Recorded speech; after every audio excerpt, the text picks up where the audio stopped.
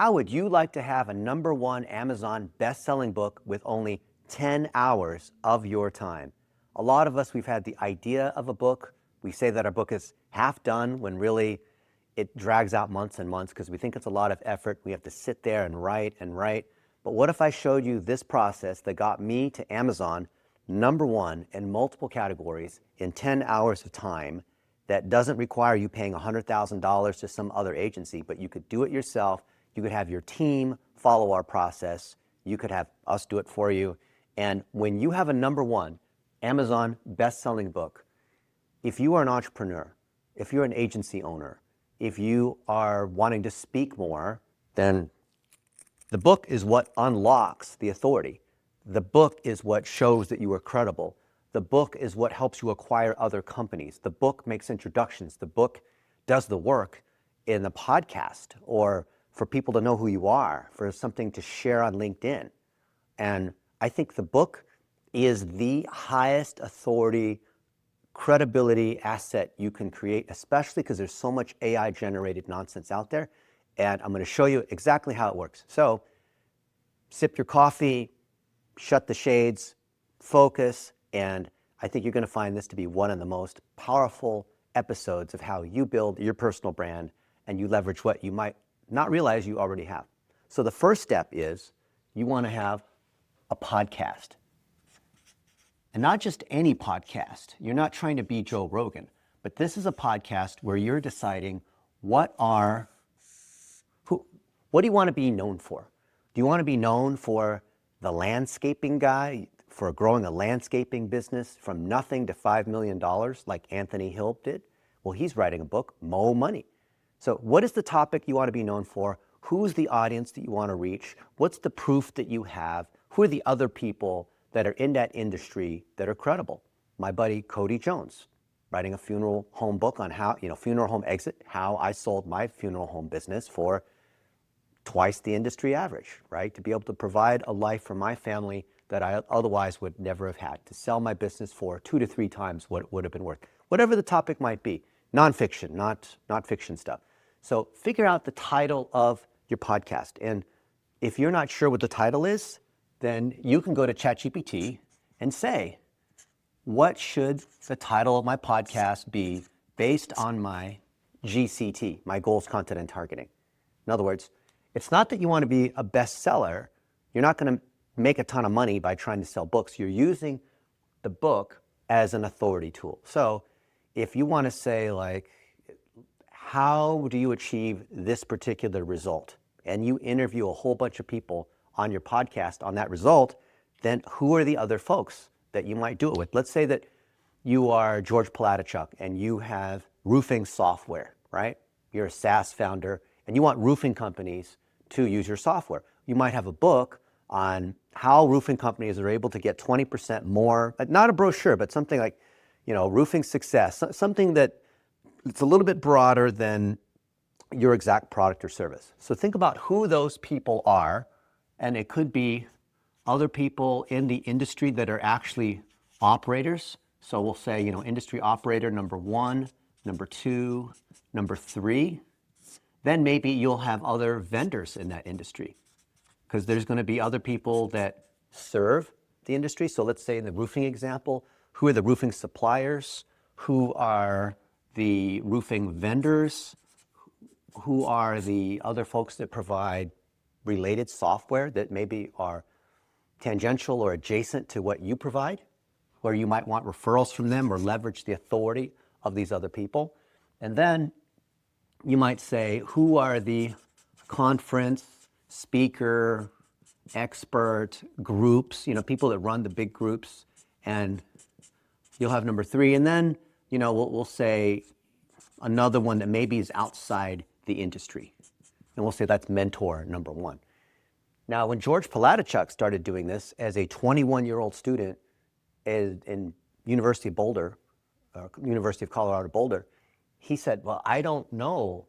I don't have roofing companies as clients. Why would some guy with a $50 million roofing company want to be on my podcast? You'll be surprised that literally just reaching out and asking, saying, I'm George, I've got my roofing success podcast, right? Or Leaders in Roofing or whatever ChatGPT tells you is the right title that combines your goals, the content necessary to achieve that kind of goal based on the experience of these other people, and the target, a particular industry. So we love nonfiction where you zero in on real estate agents or garage door people, whatever it might be. Doesn't have to be home services, although we really like local a lot.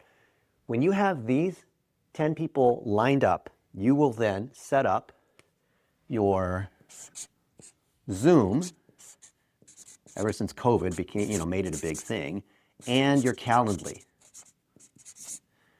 And that makes it easy because then when you reach out on LinkedIn and you write a simple personalized note, hey, I'm Danny Liebrandt and I would love to interview you on my Pest Control Millionaires podcast, right? Because I saw you on so-and-so's podcast and you talked about this thing and I'd love to interview you about this thing. Like you show some level of relevancy, some level of respect by doing some research on what they've done. And when they say, why, sure, you don't have to write this gigantic AI personalized whatever thing, just a simple thing written by hand. AI can help you research. And they say, why, sure. Then you send them the Calendly booking link. And in Calendly, you can set up that landing page and set up the sequence where they understand, hey, welcome to the Danny Liebrandt podcast, Pest Control Podcast Millionaires, right?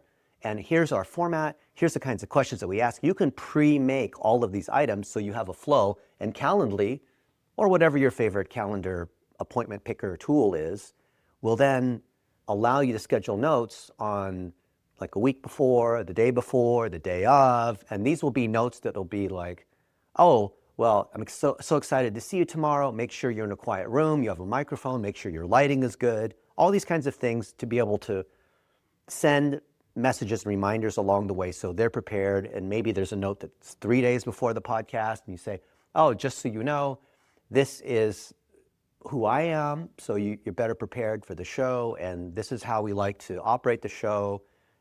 Rapid fire Q&A, very informal, like whatever it is that you want to help them understand. You can even record a video and put it inside there. So it could be like a quick little video, say, hey, just wanted to let you know real quick, so glad that you agreed to be on the podcast. This is the way the process is going to work. We'll do a 45-minute Zoom call. I'm going to put it on YouTube. We're going to promote it to our audience. We will give you the the clips to be able to promote and share on your LinkedIn and whatnot, blah, blah, blah, right? All those things you can record in advance, right? So then it's very easy when you actually do these particular podcasts. And this is most people understand that you can take these episodes and then you can use any sort of distribution platform. So there's so many podcast distribution platforms that will push it to Spotify and Apple Podcasts, push it to YouTube, push it to wherever else people want to see this stuff. But our favorite, and it's not the only place, but probably the most important place, is we like pushing these to YouTube. And every one of these becomes a video on YouTube. And initially, you're just going to put them out here as YouTube videos, every one of them. So each interview is a podcast. You put the name of that person in there and then the title. You make sure that the thumbnail shows their face mainly. It can include your face as well, side by side, but you want to mainly show their face. And if you've chosen these people properly and you've put their face in the thumbnail, then when we come in and we put a little boost against it, $1 a day boost, so $7 over 7 days, so $1 a day for 7 days, the algorithm picks up on who this person is. So anyone who follows this person, they're going to stay and watch. And if, let's say it's a 45-minute podcast, if you can get 30 plus percent to stay for 8 minutes or more, that sends a signal to YouTube like, oh, this person finds it really interesting, instead of the average person watches for like 20 seconds and bails. Even if you run ads, because what we're looking for is relevancy. So those recommendations that show up on the right side on YouTube, which are based on what you've watched, is absolutely killer here if you establish relevancy in the first 3 seconds. So when you do record that podcast, obviously you're going to choose these people that are well known, who have achieved something or who are notable, or who are respected because they're a supplier, a provider, or even a competitor to what you do. But remember, because we're putting it on YouTube, the first 3 seconds have to say, hey guys, are you looking to scale your roofing company from 5 million to 10 million? Today, we have John Smith, and John Smith runs this and he did that. Welcome to the show, John, right? And I've made it very clear in the first few seconds who it's for, what the goal is. It goes back to this GCT, goals, content, and targeting, which is what we call strategy.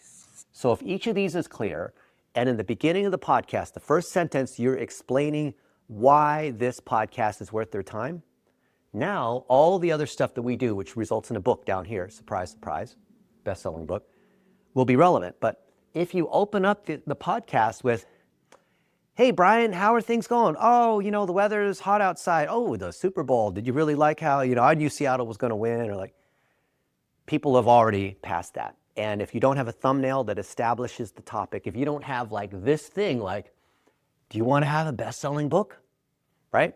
And Dylan Haugen, who does the editing on this, maybe will even grab that thing where I'm pointing out, like, like that kind of thing.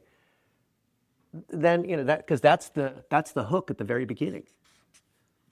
That's what causes people to stay and watch. So when you do the boosts, you don't necessarily know which one. You might think you know which of these episodes is going to do the best. I'm a data guy. I've made a career off of data, and I don't know. Except one thing I do know is that you and I are always wrong. And we'll find that one of them, this one, for some reason, does better because YouTube's learned who really resonates with that audience and then sends more people to that, even though you're running ads against it. And then we're going to reboost that. We're going to put another $7, another $10, whatever it might be. And this helps the channel overall get stronger.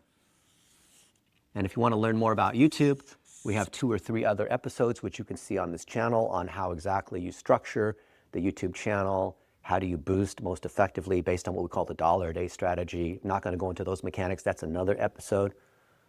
But now you've taken the podcast into YouTube, which is going to help you from an SEO standpoint, help you because it also can be repurposed into blog posts, which are awesome, which also help you with SEO, help you get a Grokpedia, help you get a knowledge panel, help you be notable, help you rank on the keywords that you want, help you rank in ChatGPT. That's another episode. But for now, let's talk about the book. Now that each of these podcasts is on YouTube, and YouTube allows you to grab the transcript. So if you upload that video to YouTube in the processing, you select English as the language, and you upload it. A few minutes later, when you click on the description of that video and you scroll down, it'll have a link for the transcript. You're going to pull that transcript, and the transcript comes down to here. And you're going to put that into your favorite tool. Let's just say you really like ChatGPT, or you like Anthropic, Claude 4.6, Opus 4.6, or Gemini, whatever, okay? But when you run the transcripts into these, each of those transcripts becomes a chapter in your book. So here in the book, now, the book has a few more things than just the chapters, but this is, chapter 1, chapter 2, chapter 3, all of these, right? All the way down to chapter 10. You now have co-authors and contributors because the transcripts, what we used to do a year ago, 2 years ago, is we would have to handle each of these files one at a time. And that was really kind of a pain because if you tried to upload all of these at once and say, hey, I've got a 188-page book, ChatGPT or whatever would just sort of forget. Supposedly the context window on Gemini is like 1.5 million tokens, which is like 3,000 pages or something like that. But we just found in practice, anything longer than 20 or 30 pages, it would just sort of fall apart. And I asked my other friends who are experts at these LLMs and how they work, and they said, yeah, that's right, do one chapter at a time. But it's gotten a lot better now. So I still am old-fashioned, and I think the results are better when you do it one chapter at a time. But then you can take the overall document, export as a PDF, then run it through whatever your favorite AIs are. I think if you're watching this in 2027, maybe Grok will have better processing power by then, because ultimately whoever has the most chips and the most electricity will be able to run a better result. Not because they have a better model, but because they actually just have the raw power and chips to inference it through, right? So whatever it is, you do one chapter at a time, and now you have co-authors, which is key, or contributors. You can choose.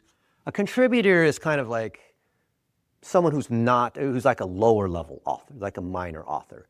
If you want to say that they're a co-author, then you want to, maybe one or two of these folks is what we call a lighthouse.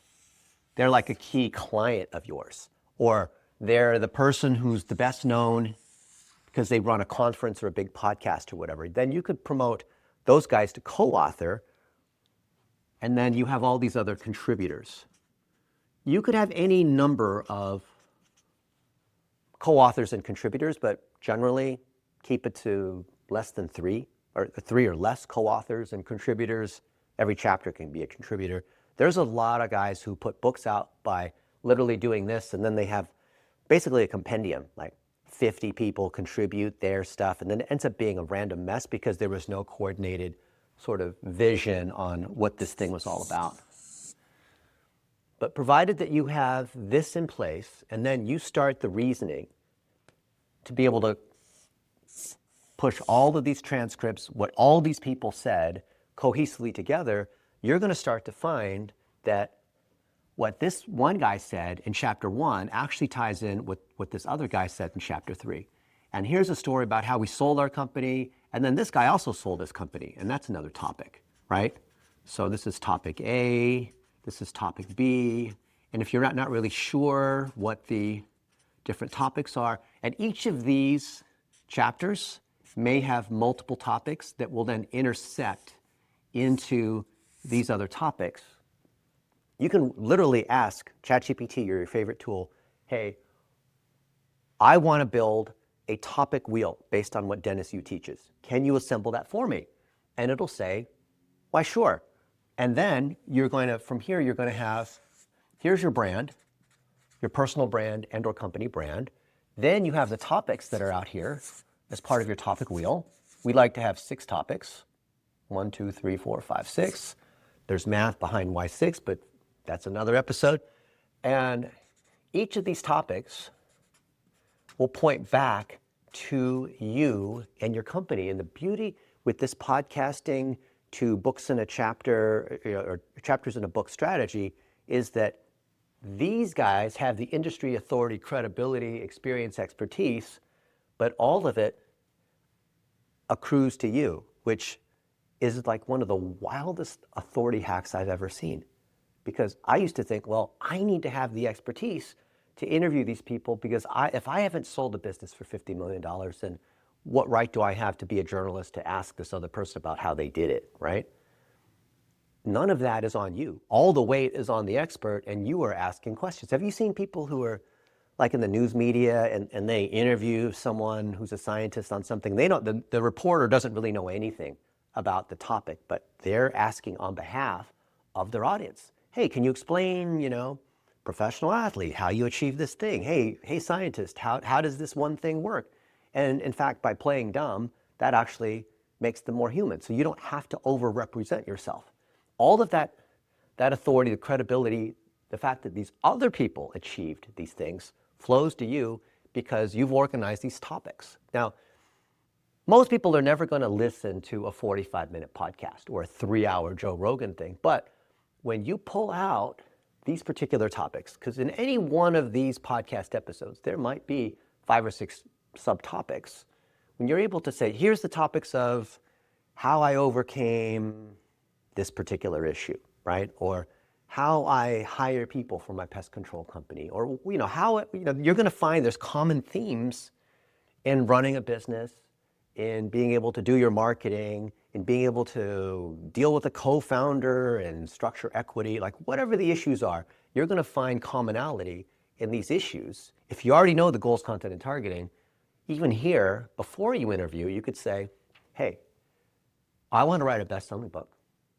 here's a transcript from this marketing mechanic episode that Dennis Yu does, and go ahead and, based on my goals, content, and targeting, and who I want to be known for, what do you think my topic wheel should be, and what kinds of questions should I ask person A, person B, person C? Or based on this topic wheel and my goals, content, and targeting, who are the people in my industry that you think would be best for my podcast, knowing that I'm going to repurpose that into YouTube and then into a book? And ChatGPT and Grok and Anthropic or whatever will tell you a pretty good answer. First answer, as you know, is never quite as good. So reason through, clarify, update this. And does it have to be 10? No, but the whole point is I'm trying to show you what's possible in 10 hours of effort, 10 1-hour Zoom calls. There's all the effort you really need to be able to do, plus a little bit of the reasoning. But the stuff in blue can be done by a team member of yours, can be done by someone else that you trust. So this whole thing of writing a book is often seen as this Ernest Hemingway is in the cabin, locks himself up for a whole 3 months and doesn't let himself out until he's grown a beard and has written a giant book. But none of us in modern society can do that anymore, right? So you've got the topics, you've got an actual book. Then you're going to do the finishing touches on the book, which I think, because it's a multiplying forward sort of process. Most people, they just do this, upload it to Amazon and say, ta-da, I have a book. Maybe they put a nice cover on it and they obsess about the cover.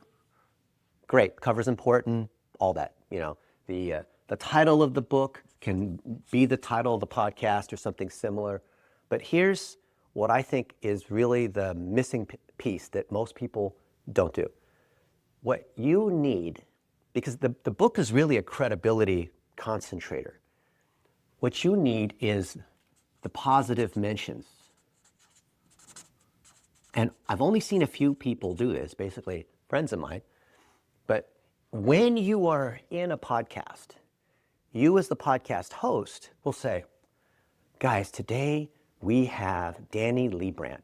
This kid is incredible. Here's what he's achieved, right? He's amazing, because you're going to pump up this person because you want to show your audience, this guy's worth your time, right? This is amazing that we have George Palatichuk on the podcast today, right? And when George is interviewing Zach, who scaled $1 billion home services company across franchises, he's going to introduce Zach. Hey guys, today you're going to learn from Zach, who started a company that now does $1 billion across 123 locations or whatever the number is, right? You're going to edify them. You as the podcast host, you're going to edify your guests. And then when you edify your guest, the guest is also going to edify you. And they'll say something nice about you. And so you want to capture the positive mentions. The positive mentions of what you have to say about them and the positive mentions of what they have to say about you. And this is going to come from all of these videos, the transcripts and whatnot. You're going to assemble these positive mentions. What are you going to do with these positive mentions? Because the AI can gather all of them for you, right? You're going to take them and you're going to grab snippets of these, of what these other people have to say. Because people, just out of politeness, they will say good things. And usually they're at the beginning and at the end of each of these episodes. And at the end, we say, man, it was so amazing, Zach, that you were on this podcast. I love how you shared this, this, and this. Can you tell us why people should watch this episode of the podcast? And they'll say, yes, you want to watch Ethan Vandehey's Roofing Millionaire podcast, or this episode, because we talk about how you overcome the $1 million ceiling that most roofers, they get stuck at, right? Or how you're able to sell warranties. Did you know that 70% of our guys are able to sell warranties? And this is how we compensate our crew, and this is what we've done. So they're recapping their episode. Most people, they end their podcast by saying, hey, Ethan, so good to have you on the podcast. Go ahead and tell everyone, how can they find you? Oh, you can find me on YouTube. Ethan, thank you so much for being on the show. We'll see you guys in the next episode. Wrong. You don't do that. I mean, you can do that, but then at the very end, once you've already had the discussion, then you say, wow, what a great discussion. We talked about this, this, and this.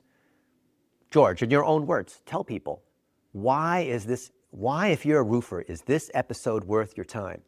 And they'll say, Man, Ethan and I, we had a great discussion around the 5 problems that people have with their marketing or whatever it is, right? And they're basically filming a promo for the book, a promo for the YouTube, a promo for the podcast, and you got it on camera. They've agreed that this is, that you have permission. I'm not a lawyer, but they've basically given verbal permission because it's within that whole thing. And it's not an intro that you record later. It's not something that 2 weeks later you go back to them saying, hey, can you tell, we've recorded the podcast. Can you tell us why? It's like, no. You get it fresh in the moment while you're there. Only takes 30 seconds. Sometimes when we get that positive mention or the summary of why this is amazing, it's a little rough because they're not professional speakers. So they said what you wanted them to say, but they didn't say it really clearly or with energy. So you say, that's awesome. Could we say that one more time, right? And you might think like, I don't want to be rude and ask for it again, but I've done it so many times on hundreds of these and they're happy to do it. I've never seen anybody resist or be like, uncomfortable doing it. They do it readily, right? Because they just want to have, they want to help you as the podcast host. And they're in a good mood provided that you did your research and you have enough EQ that you didn't just ask like a reporter, ask them question 1, 2, 3, 4, 5, but you actually were listening and you asked some follow-up kinds of questions. So these particular components of these positive mentions, you are going to use in multiple ways. You're going to use them as clips that you put on social media. Think of them as like movie trailers that go to a movie. You're going to sprinkle them in your marketing materials. So maybe the about page of your company, maybe sections on different pages showing testimonials and what other people have to say, maybe your personal brand website about page, and also as praise for the book. That's the key thing. So when you have all these people saying, Ethan is one of the best podcast hosts out there. Ethan is super knowledgeable when it comes to SEO and building websites. Ethan's one of the most honest, hardworking people that I know, right? They've said all these things. When they say them here, you might laugh and say, oh, that is so awesome. Oh, thank you so much. May I quote you on that? And they say, oh, yes, of course. So now you've had legal, you get lead, that's called not implied endorsement, that's explicit endorsement, right? So then you have all this, you process it. So, you interviewed them here because all you needed was 45 minutes of their time. And it's only an hour of your time. You could have workers do this. AI agents are getting better and better, but I still prefer humans to oversee this kind of thing. But when you have this thing processed, you come back to them a week or two later and you say, wow, George, I was really inspired by our episode together. I would love to turn our discussion into a chapter in my book on this, which is the same title or similar to what the podcast is. Would you be okay with that? And they always say yes. I've never seen anybody say no. I mean, one time I saw someone say, yeah, I like that, but can we change a couple things? Because I've since sold that company or something else happened. But like 99% of the time they say, wow, that is, they feel like they're honored. You're doing something special for them, right? So they say yes. That's so awesome. It would be so cool to be able to show you as a contributor in this book.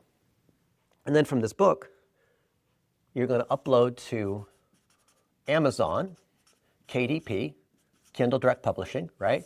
And you're going to publish it as an ebook initially. And this is where most people stop.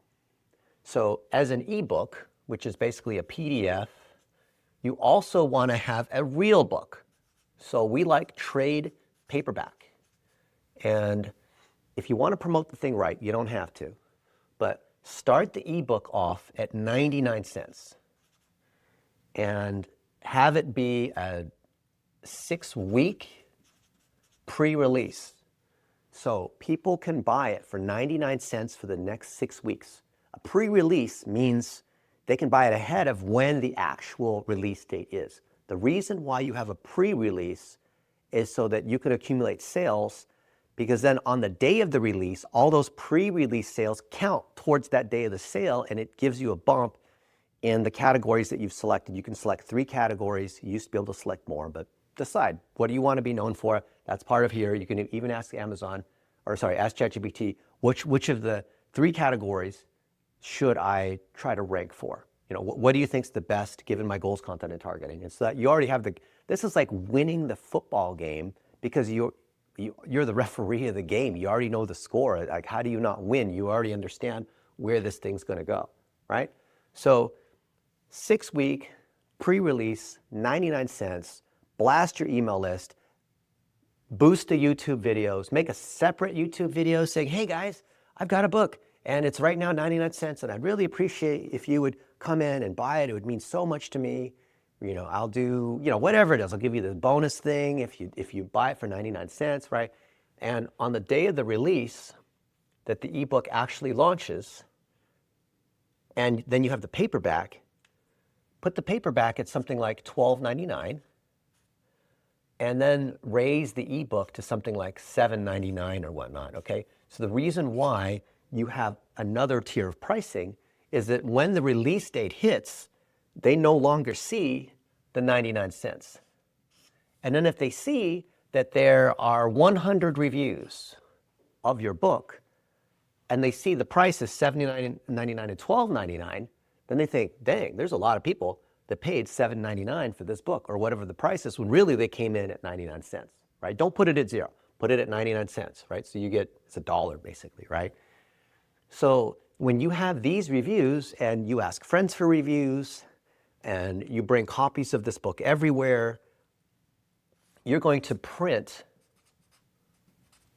10 copies each to your contributors. So each of these guys are going to get 10 copies of the book.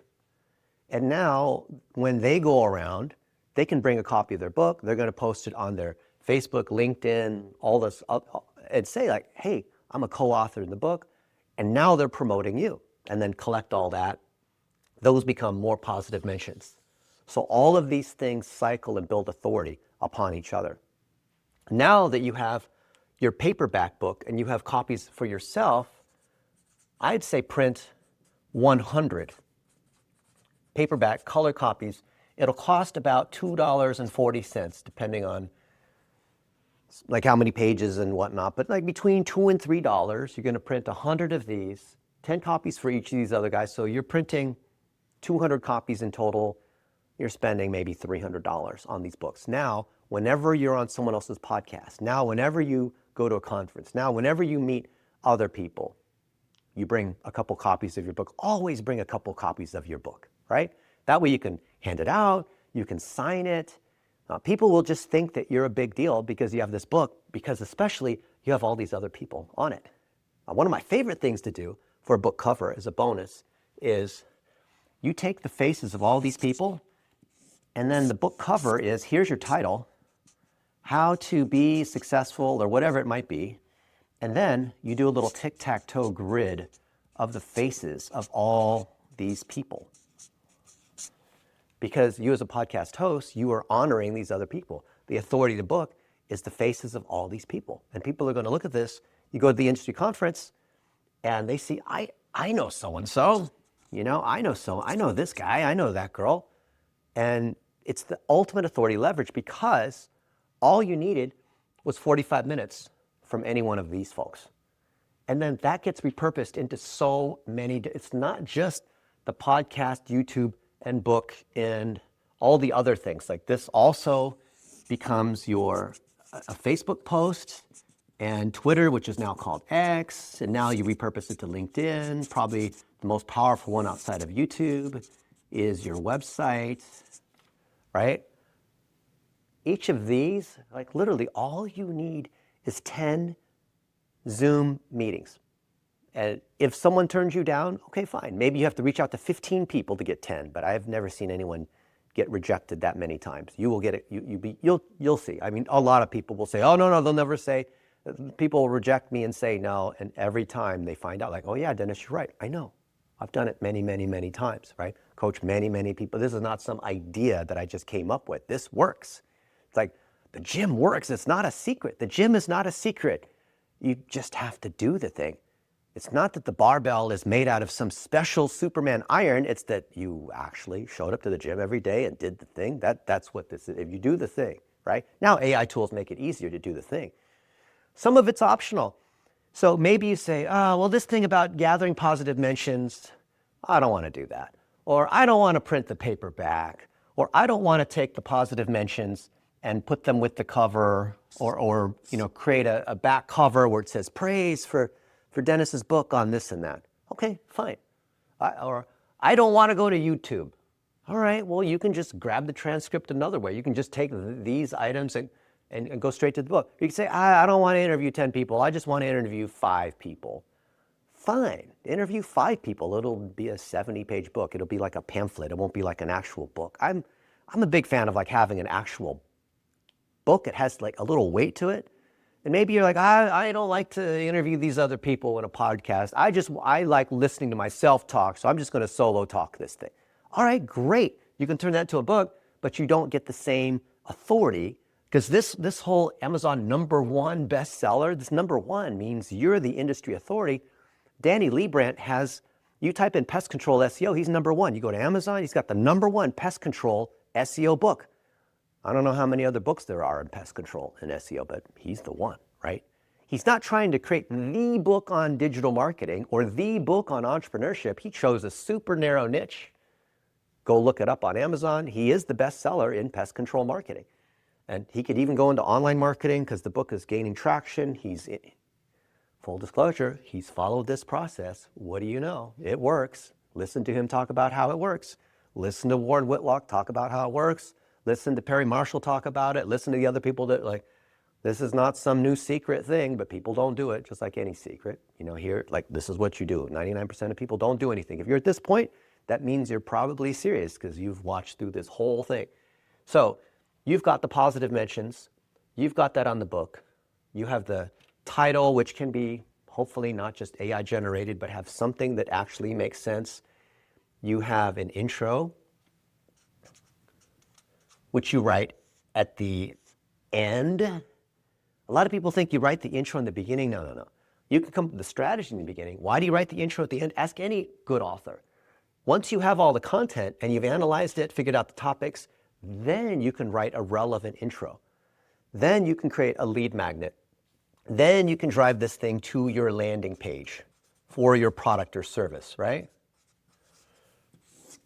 So if you're Marco Cipolla and you have HVAC Quote as your software company, you would write a book on how HVAC companies, how you grow an 8-figure HVAC company or whatever it might be. Then you can drive a landing page to your product, to your SaaS, to your service, to whatever it is, because you have so much authority. The landing page doesn't even have to sell because you've already built that credibility. And then if you've not written a book yet, then I would challenge you. My last piece of advice is I want you to not think about writing the book. This is what happens with first-time authors. They get so stuck. It's like your first child. I want you to understand this, that you are writing a book. And what we've noticed is that once people write their first book, the second book is easy. Third book is easier. So just get into the idea thinking this is not the only book. Don't think all the knowledge and experience I've ever had, I need to put everything into this gigantic 1,000-page encyclopedia. No. Choose one topic, 10 episodes. That should pretty much limit it to the scope. And you can get this first book out. All you're trying to do is get your first book out. It's like tattoos. You see these people, they get one tattoo, and then all of a sudden their face and their whole body is covered with tattoos. No, I'm kidding. I don't want you to, that's not a good analogy. But once you get your first book out, it's so easy to get other books out. And then you realize, wow, this is quite an authority. With all this AI-generated stuff, with everyone else claiming that they're an expert, with everyone else beating their own chest, talking about how great their personal brand is, it's even more important to have these real experiences with other people, especially if you can do these podcasts in person. Zoom is fine too, but that's how you're going to stand out in a crowded landscape. If you found this helpful and you've gotten to this point and you like these marketing mechanic episodes, comment, give a share, let me know what you want to hear about. We have a new show every Thursday, and we have a different topic as part of the marketing mechanic. different whiteboards, or in this case, Post-it notes if we're on the road. And my goal is to see the best entrepreneurs actually win. Not the ones who have the best marketing, not the ones who are using tricks, not the guys who have the most money, but the people who actually deserve to win because their reputation carries it. I'm Dennis Yu. I am a former search engine engineer, and this is The Marketing Mechanic. We'll see you guys in the next episode.